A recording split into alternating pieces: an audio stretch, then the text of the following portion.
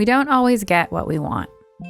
Rachel's grandmother never left the house without makeup, and she used to pull the credit card bills from the mail so her husband, Rachel's grandfather, wouldn't see how much she'd spent on clothes that week. She loved dancing and entertaining and would throw big parties at their house, which had an actual dance floor and bar in the basement. She was the kind of woman that possibly could have only existed when she did. Rachel is a very different kind of woman, and in many ways also a woman of her time. I met her back when we were both angsty young high school freshmen, and her outfit of choice was a Bikini Kill t-shirt, combat boots, tiny plastic barrettes in her hair, and a padlock chain around her neck. She was a feminist who didn't eat meat, and she was cool, with a smile that made her small features crinkle up beneath her bleached out pixie cut.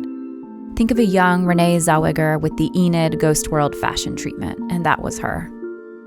Rachel told me her grandmother would often let her know she did not find her heavy eyeliner, mohawk, or ripped tights at all fashionable or at all flattering. It's fascinating who and what we come from and what parts of them stick. When Rachel was about 11 or 12, her grandmother took her and her cousin to glamour shots. For those who didn't grow up with these in every shopping mall, think of them as a portrait studio where you went to get photos with filters before filters were a thing. They would tease out your hair, pile on the makeup, give you a rhinestone necklace, and take as many blurry, soft focus pics as you could pay for.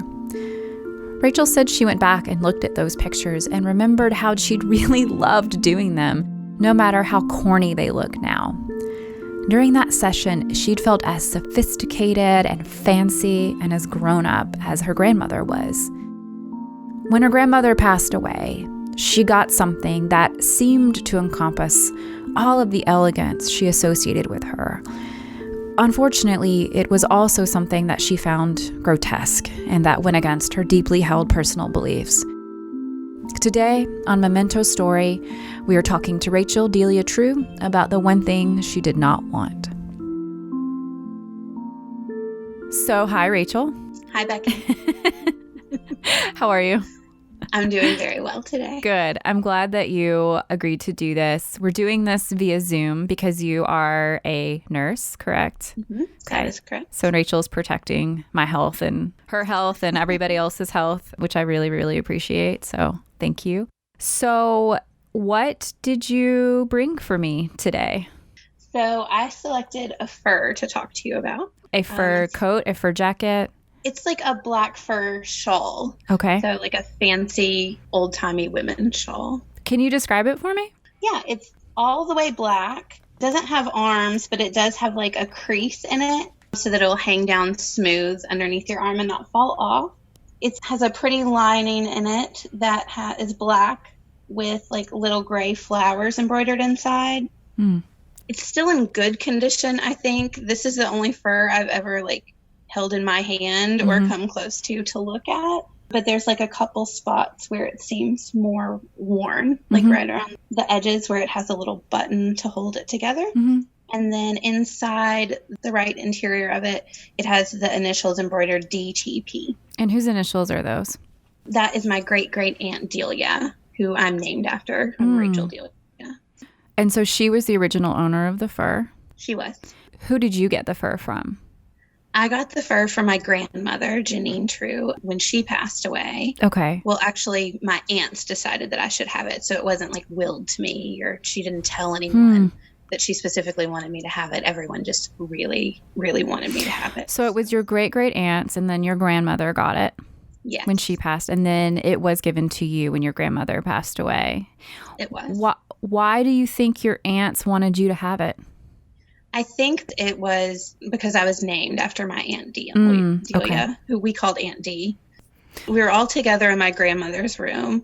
She lived in Rockwood, Tennessee, in this big house, and she liked to do her makeup and get all dressed up. And so we were just, like in her bathroom around her vanity and having memories about watching her put her makeup on and get dressed up. And we started going through all her clothes. So it was my 3 aunts and then me and some of my cousins. And when they came across this fur and saw the initials inside, my aunts just really felt like I should have it, that it would look beautiful on me. And because I was named after my Aunt Dee. How old were you when your grandmother passed and all of this was happening? So it was before my son was born. It's probably in my late 20s, early 30s. When they suggested that you take this fur, what was your reaction to that? I balked. I had an incredibly negative reaction. Mm-hmm. And was that an outward reaction or an inner reaction when you... Both. Okay. I could not control my face Yeah. at all. And why is that, Rachel? That is because I've been a vegetarian since I was 16. Yeah. All my family is aware of this. I don't wear leather. Like, they're very aware that that is a core part of who I am. Mm-hmm. And so when you kind of balked at it, did they... I mean, was it a funny moment, or what? You know, were they like, "Ha ha ha"? Of course, we're going to give the vegetarian the fur coat, or is it to them a very like sweet, sentimental kind of thing they were trying to do? To them, it was very sweet, and it was just vital to them that I had this. Mm-hmm. And so you took it. I did. Well, first I was like, well, I don't really, I came up with lots of reasons why I didn't think that I should have it. I wouldn't wear it. I thought that someone else should have it. Then they had this discussion about, one of them had read about how you can take furs and have them made into teddy bears. Right. And maybe if they made it into a teddy bear, then I would want to keep the teddy bear. And Right. I didn't want that. I didn't want it to be like cut up and then I had to look at this dead animal bear. So right. I took the fur. You took the fur. Yep. Did you know your great-great aunt, or did she die before you were born? I did know her. You did? Okay. When I was a little girl, I knew her. What do you remember about her? I remember that she had big trees in her yard that had some kind of nuts on them. Mm-hmm. It may have been walnuts. I don't know. But we would collect the nuts out of the yard. I remember that have you ever been to Shoney's like a long time ago? Yeah, of course I've been to Shoney's. So you know how they always had their silverware in like those little plastic bags? Uh-huh, yeah.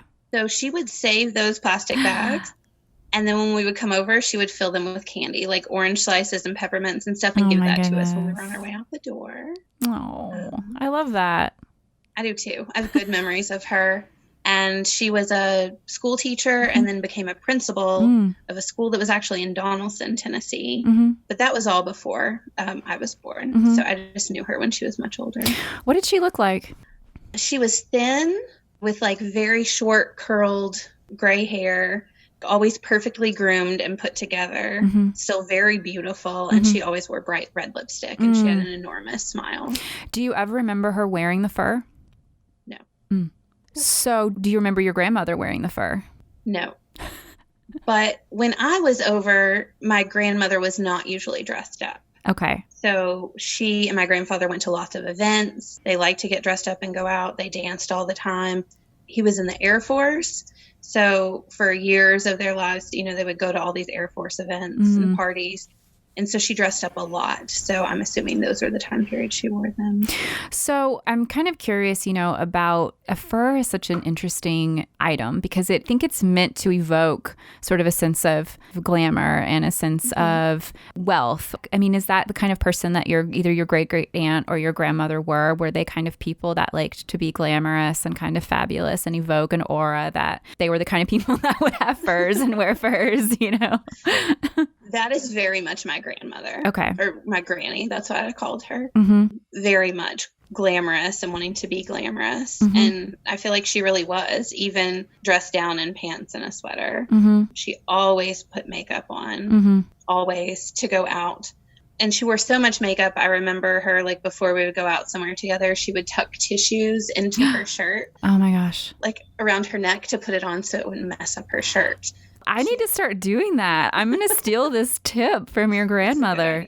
It's a really good idea. She really liked jewelry, big jewelry, and she really liked having people over for big parties. And she was a hostess for sure.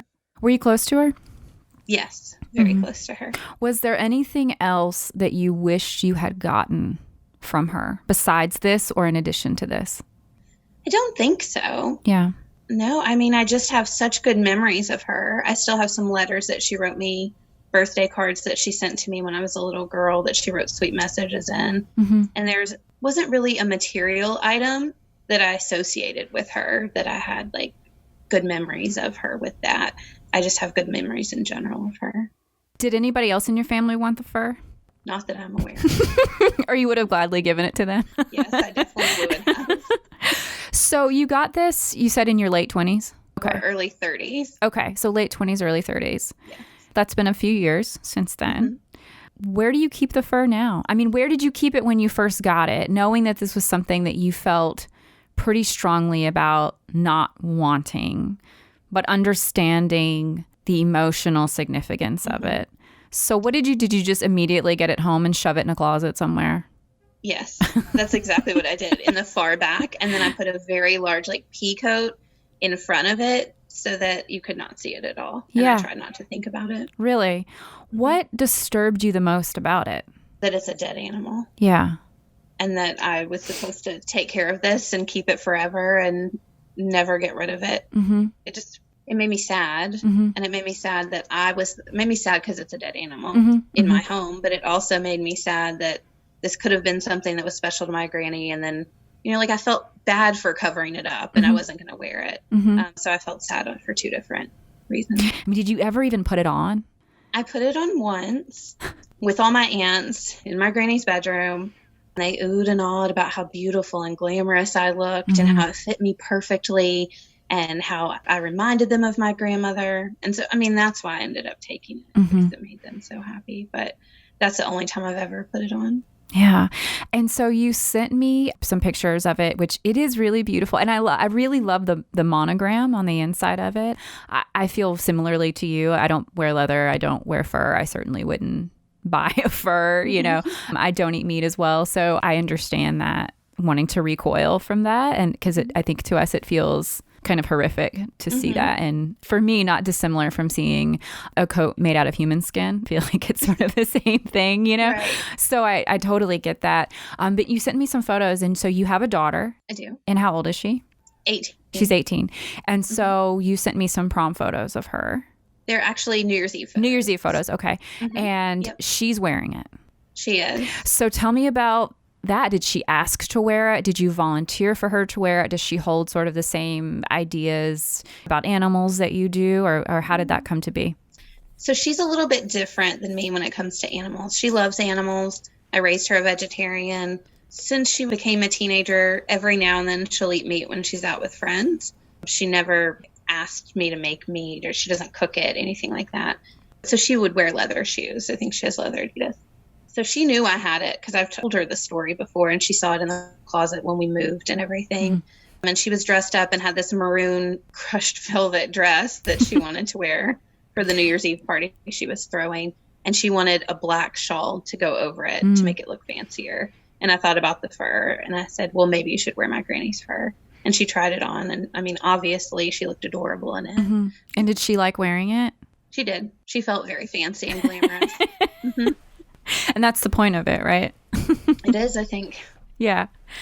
Has anybody in your family ever said, because you're named for your great-great aunt, so has anybody in your family ever said, oh my gosh, that's so much like your great-great aunt, or that's so much like your grandmother, or you have the same nose as your grandmother, or do you ever get that a lot? I mean, do other people see them in you? I think people in my family especially see me or my auntie in me. Because I like to read all the time, because I love learning, because I like to teach people things. And so I have that in common with her. And because I'm pretty kind, and she was pretty kind. She was kind. So I get that a lot. Yeah. But no like physical characteristics, I don't think. Do you have photos of them that you like to look at? Yes, I do.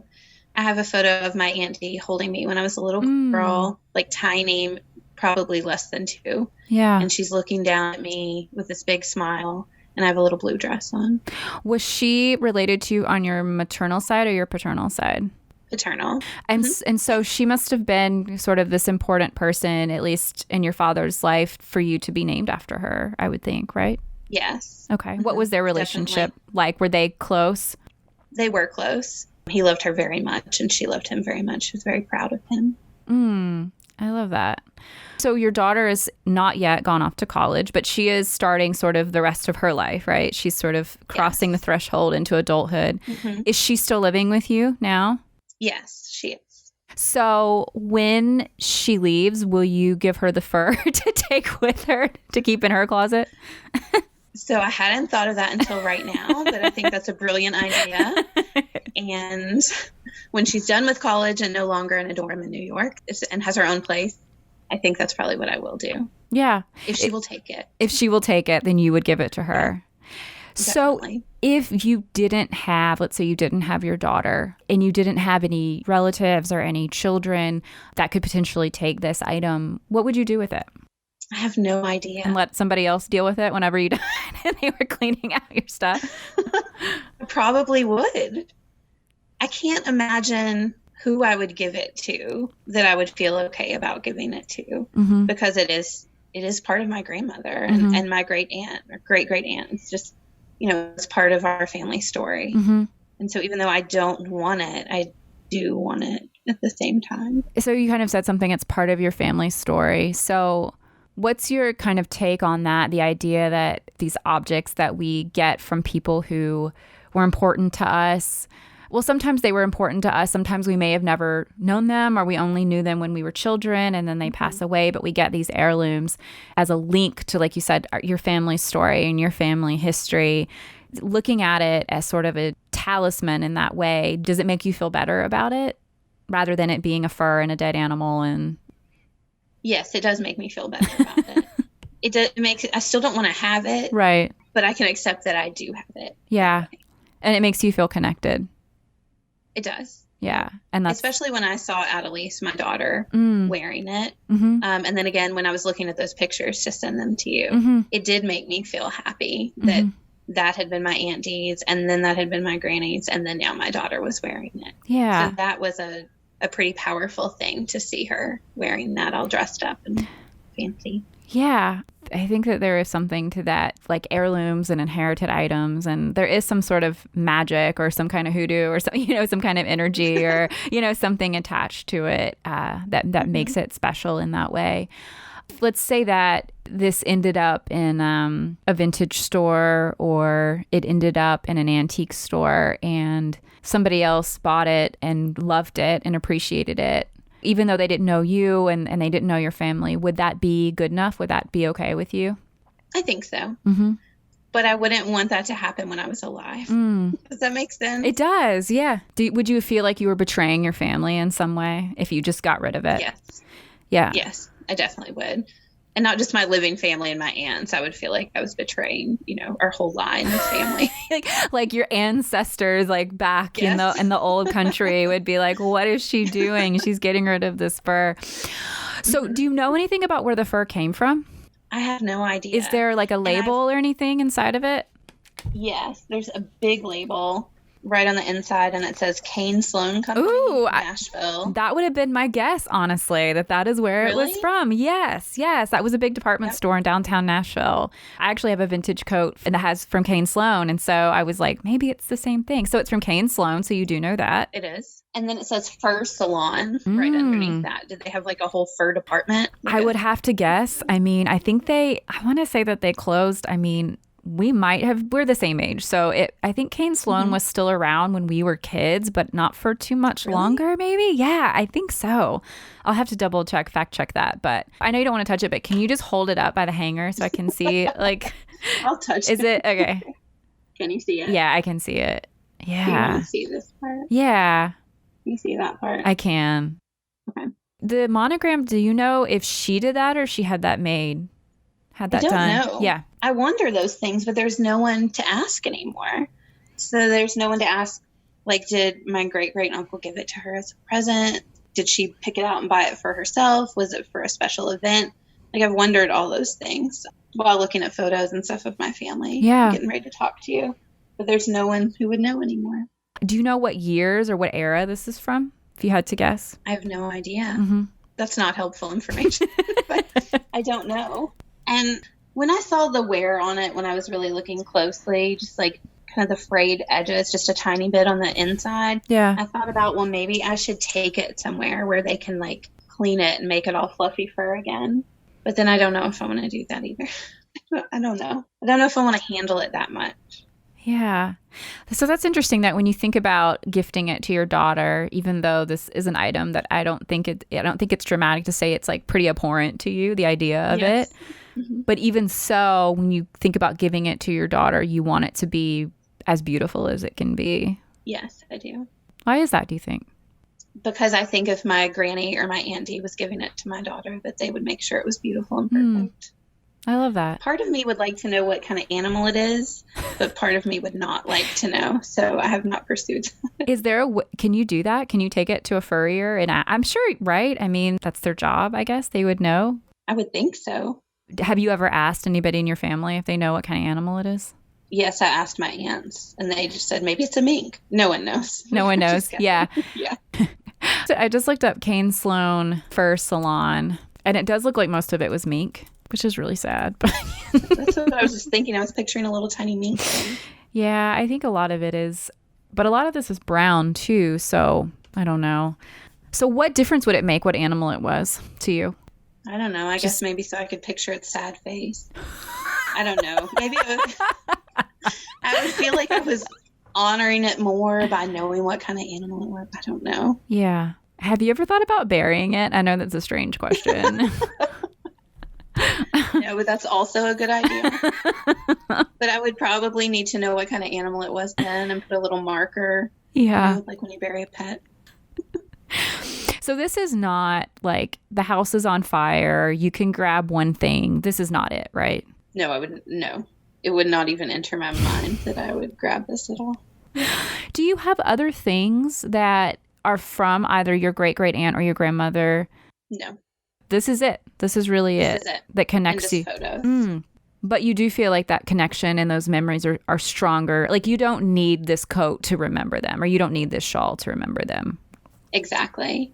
And maybe if it was another type of vintage clothing that was one of theirs, maybe if it was a coat or a jacket that I could regularly wear, maybe it would be a thing that I would grab then because I would handle it regularly and associate it with them and with my fond memories of them.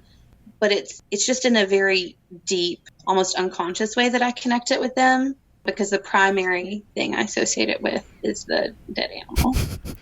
So I don't wear it. You know, it's just sitting there in the closet. It's actually in the closet of the spare room that my sister stays in when she visits. That's where it is. It's not even in my closet anymore.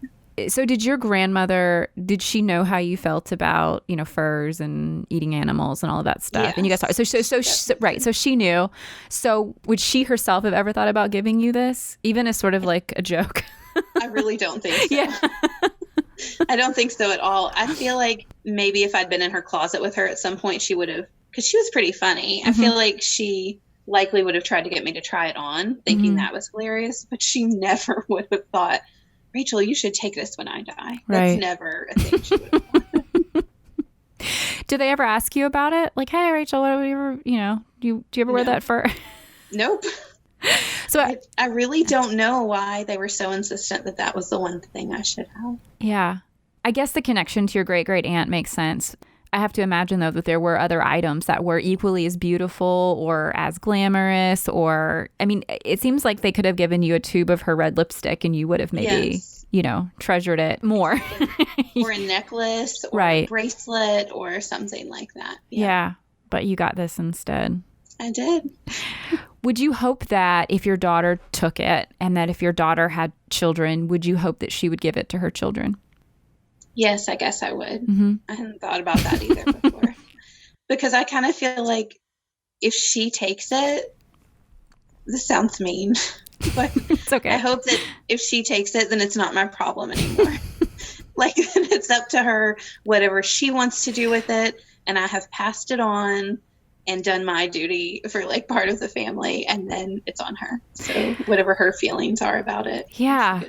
It's such an interesting take because from what you're telling me, you have these really positive, loving experiences and memories of these two women, right? I mean, your relationship with them, it doesn't sound fraught. It doesn't sound strained. It doesn't even really sound complicated, really. I mean, but yeah, this item that you have from them I mean, you're just talking about it being not your problem anymore, you know? And that and that sounds like how you would feel if you got something from somebody that you're like, you know, I just don't, my relationship with them was not great, you know, and I really don't want this thing with their stink on it, you know? Right. But you know, it's the opposite, and it feels very conflicted, but you do want to keep it in the family, and you do want to. Is there anything else besides like a teddy bear that you could see it being made into that you would feel better about it? No. Nothing. I feel like even to cut it up isn't mean. Yeah. I know that it's already dead. I just feel like it needs to stay the way it is. It seems like it would be worse if it was made into something else. Yeah.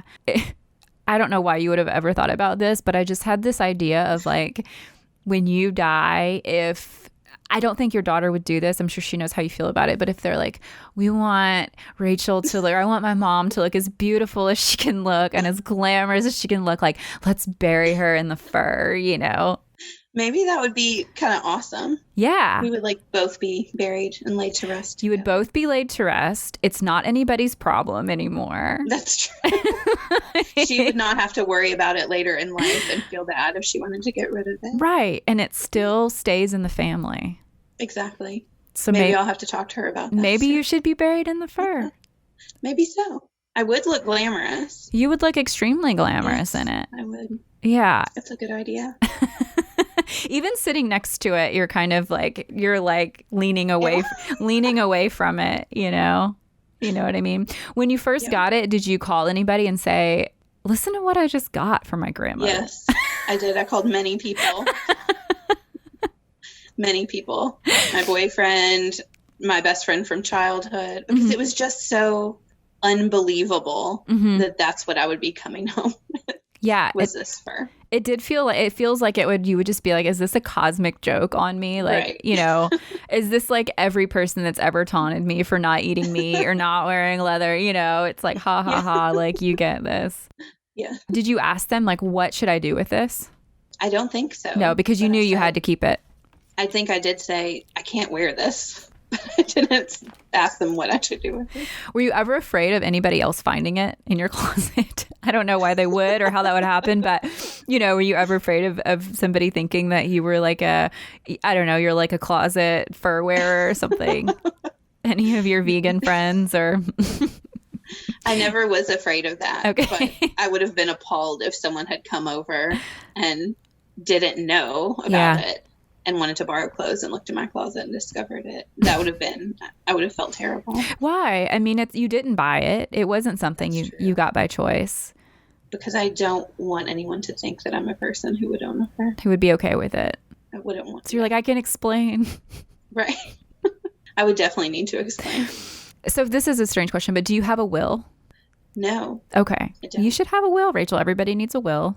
Okay. Especially if you have kids. Okay. Well, no, I'm curious, you know, if the fur doesn't get buried with you and your daughter doesn't get it, if you would bequeath it to somebody in your will, if there's anybody else in your family, you would feel okay giving it to your sister? No.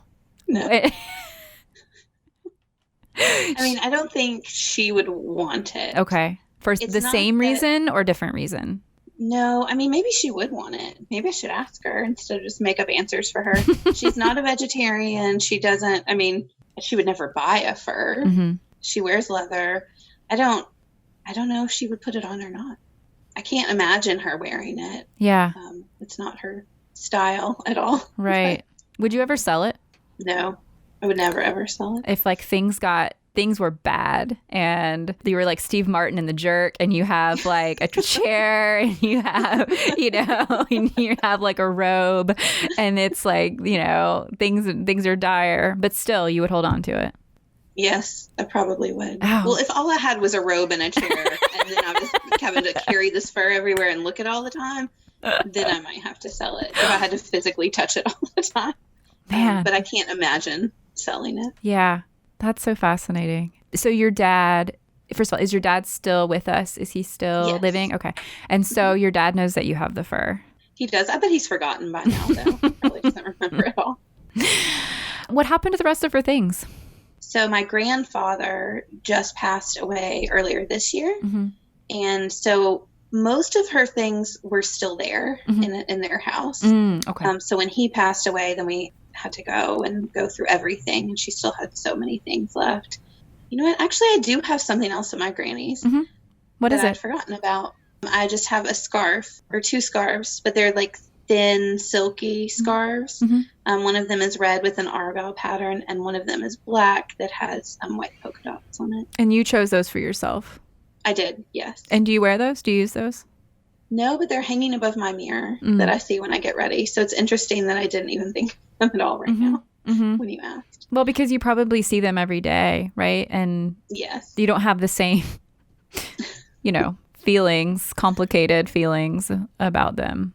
Exactly. Why did you pick the scarves for yourself? Because they were pretty, because I like argyle and polka dots a lot. So I don't like to have a lot of things. I just don't think I need a lot of things. I don't like to clean a lot of things, and I don't want to be cluttered around me. 2 very small silky scarves don't take up a lot of room, and I can put them somewhere in my mirror and see them all the time. I guess I don't want to have something of someone's to remember them by if I'm not going to see it or if I'm not going to use it. It seems a waste that way to me, or seems sad. Do you consider yourself an emotional minimalist? Like you don't want a lot of sentimental items around you, or you just don't want a lot of stuff no matter what the reason of it? I think both, but I also think I do like to have some sentimental things around me. I have my grandfather's typewriter, so that's very important to me. But I want the things that I do have that are sentimental to be very significant. So I feel like if I had tons of things at my grandfather's and not a typewriter and a book, then it would be so many things that those 2 things wouldn't be so special anymore. So I don't want so many things that it's just stuff in my house that when I use them, I don't think about the memories. Is that making sense? Yeah, it is making sense. I still think it's interesting that you do have this idea that, you're like, I have these 2 scarves that I chose, and I look at them every day, and I have this typewriter and a book from your grandfather. And it is a relatively small amount of items, to have from somebody that you loved and that you lost. And then you have this, like, it's almost like I think of it like your fur. If you've seen the Babadook, I think of it like the Babadook, like in your closet, like, it's in there. You like don't want to open, you don't want to see it. You don't want to go to that part of it. He's preying on your darkest fears, like kind of thing. That's really, really interesting. Is there anything that when you think about either your great aunt or your grandmother, are there any particular memories, or are there any particular things like a smell or a color? You said, she liked to wear red lipstick, anything like that comes to mind whenever you think of them and kind of who they were and their essence? I don't think of any physical qualities like that, but they were both very smart and very outspoken and full of joy. So they were 2 very empowered women, I feel like, who were not afraid to speak up and take up presence in a room, but in a delightful way. And they were just both so accepting and welcoming all the time. So like my granny's place in Rockwood, that was just a very safe place. I feel like it was like my happy place when I was a child. So that's what I think of when I think of them. What made you feel safe about being there? I think the acceptance, there was never any arguing like there was in my house. It was just fun. She was just fun to be around. And she had a contagious kind of like exuberance where she was just up for anything. They both sound like really positive role models. For sure. And they also both sound like the kind of women that probably enabled you to have the viewpoints that you do and to be so open about them, and to be so fervent about them, even if they didn't necessarily agree with you, Yes. I think. And that has to be hard. Are you the only one in your immediate family that has those kind of views about animals? And yes, I am. And my dad's side of the family is very large. So he has 3 sisters, and then they all have children. And so we always had all these gatherings for years at my grandparents' house. And still, I always had to bring my own food the whole time. So it was never, holiday meals and all that. It was never like a thought. Oh, wow. Did they give you a hard time about it, though? for many years. Even my grandfather, who I was very close to, did. Really? Yeah. After I stuck with it for more than 10 years, at that point, his teasing was joking and not on anything else. Because you proved that it wasn't just a passing fad. It wasn't just a phase. So. Yeah. Or that my children and I were not going to die of malnutrition. That was also a thing. Where your children aren't going to grow. They grew fine. Yeah. They're fine. Yeah. Yeah.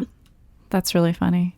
Is there anything else that you want me to know about this fur or about the two women that owned it and gave it to you? I feel like this conversation has been helpful. Good. Why? How so? To talk about the fur so I don't feel like it's this dark secret that I have this fur. Yeah. And to see that it does connect with my family, because I usually just don't think about it and try not to look at it if I have to go in that closet. And it really did look beautiful on my daughter. It did look beautiful. I mean, it fit her in a way that it looked like it was made for her, you know? Yeah. That's kind of cool, you know, even though it came from a tortured dead animal. It did. And I want her to be the kind of woman that they were. You know, I want her to be empowered and speak her mind and be funny and, you know, take up a room.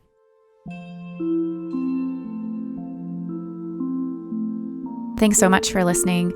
Since this episode was recorded, we have an update. Rachel emailed me just today to say that her daughter Addie took the fur and will be moving it to New York when she starts school at Ithaca College, hopefully in January when the campus reopens.